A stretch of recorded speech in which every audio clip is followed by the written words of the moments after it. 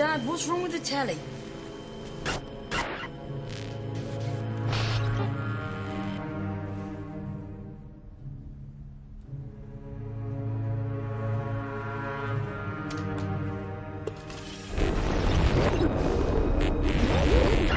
Good evening, London.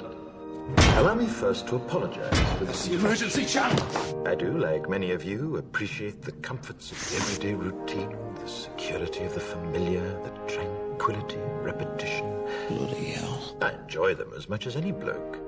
But in the spirit of commemoration, Who's that, Mum? whereby those important events of the past, usually associated with someone's death or the end of some awful bloody struggle, are celebrated with a nice holiday, I thought we could mark this November the 5th, a day that is sadly no longer remembered, by taking some time out of our daily lives to sit down and have a little chat.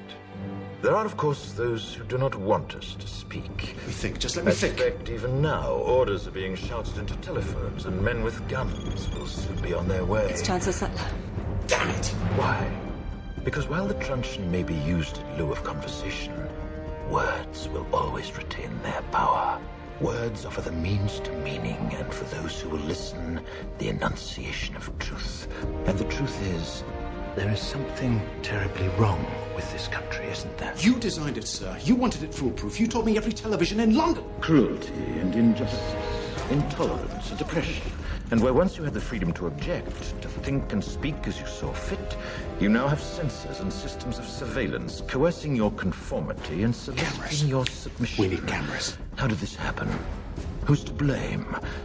Well, certainly there are those who are more responsible than others, and they will be held accountable. But again, truth be told, if you're looking for the guilty, you need only look into a mirror. I know why you did it. I know you were afraid. Who wouldn't be? War, terror, disease. There were a myriad of problems which conspired to corrupt your reason and rob you of your common sense. Fear got the best of you, and in your panic you turned to the now High Chancellor Adam Sutler. He promised you order, he promised you peace, and all he demanded in return was your silent, obedient consent. Inspector, you're almost through. Last night, I sought to end that silence. Last night, I destroyed the Old Bailey to remind this country of what it has forgotten. More than 400 years ago, a great citizen wished to embed the 5th of November forever in our memory. His hope was to remind the world that fairness, justice, and freedom are more than words. They are perspectives. So if you've seen nothing, if the crimes of this government remain unknown to you, then I would suggest that you allow the 5th of November to pass unmarked.